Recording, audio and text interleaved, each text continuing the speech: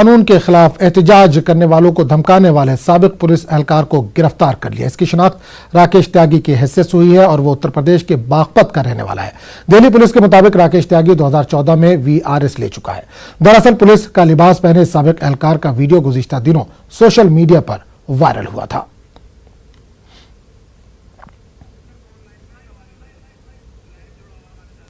और इस पूरे मामले पर बात करने के लिए हम सीधे रुख करेंगे दिल्ली का, जहां से नुमाइंदे शंकर जुड़े।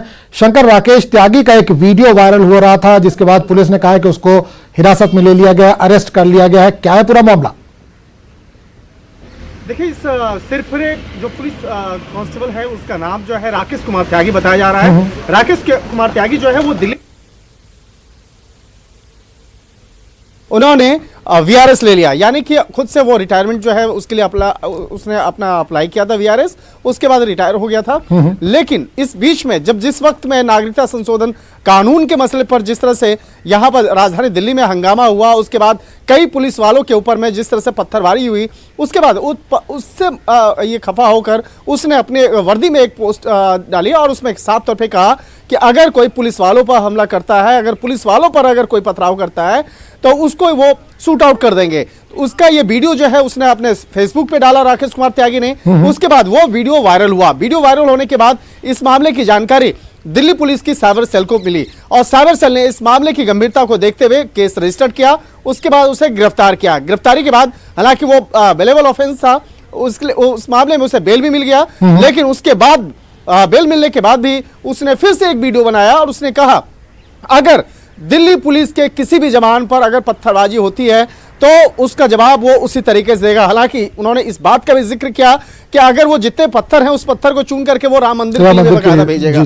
तो कई तरह के ऐसे जो विवादास्पद बयान जो है लगातार राकेश कुमार त्यागी दे रहे हैं। तो इस मामले की गंभीरता को देखते हुए आने वाले वक्त में दिल्ली पुलिस और भी कार्रवाई कर सकती है। और शंकर, एक चीज और जानना चाहा, आपने जैसे बताया कि बेल पर उसको रिहा कर दिया गया है, उसके बाद फिर उसने एक वीडियो बनाया, फिर वो वायरल हो रहा है, तो क्या दोबारा इसकी गिरफ्तारी हो सकती है? निश्चित तौर पे देखिए, जिस तरह से राकेश कुमार त्यागी जो है जिस तरह से लगातार अपने वीडियो को वायरल कर रहे हैं और जिस तरह से वो अपने भाषण दे रहे हैं और अपने वीडियो बना के डाल रहे हैं, निश्चित तौर पे वो मामला भी काफी संगीन है और इस मामले की गंभीरता को देखते हुए उन्हें फिर से गिरफ्तार किया जा सकता है। हालांकि राकेश कुमार त्यागी ऐसा क्यों कर रहे हैं, आखिर क्या ऐसा, और इस मामले में एक और शब्द का प्रयोग किया गया है कि अगर कोई आईपीएस अधिकारी उन्हें रोकने की कोशिश करता है या इस बार अगर उसे गिरफ्तार करने की कोशिश करता है तो कई बड़े पुलिस अधिकारियों की भी वो पोल खोल के रख देगा, यानी कि एक तरह से कहीं कहीं ब्लैकमेल करने की भी कोशिश कर रहा है।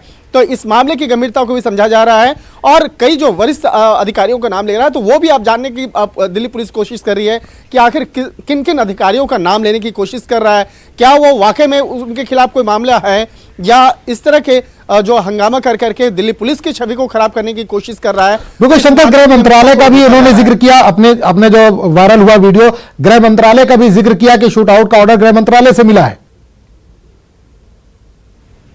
इस तरह के जो जिस तरह से बयान दिया जा रहा है, निश्चित तौर पे वो बयान कहीं से भी सही नहीं है और वो सार्थक भी नहीं होता है, क्योंकि गृह मंत्रालय के नाम पर जिस तरह से वो अपने आप को पेश कर रहा है कि गृह मंत्रालय के द्वारा उनको आदेश दिया गया, तो ऐसा निश्चित तौर पे ऐसा कुछ कभी ऐसा गृह मंत्रालय कभी भी ऑर्डर नहीं देती है, इतना स्पष्ट है। और तमाम जो लोग हैं उन लोगों को भी बाकायदा अपने टीवी के मार्फत से मैं सबसे रिक्वेस्ट करना चाहूंगा, ये दिल्ली पुलिस के अधिकारी भी रिक्वेस्ट कर रहे हैं कि इस तरह के अफवाहों पर ध्यान न दें, क्योंकि कहीं न कहीं दिल्ली पुलिस की जो छवि और गृह मंत्रालय की जो छवि है उसको खराब करने की कोशिश की जा रही है। तो कहीं न कहीं अब निश्चित तौर पर इस मामले पर राकेश कुमार त्यागी के खिलाफ एक ठोस कार्रवाई होने वाली है।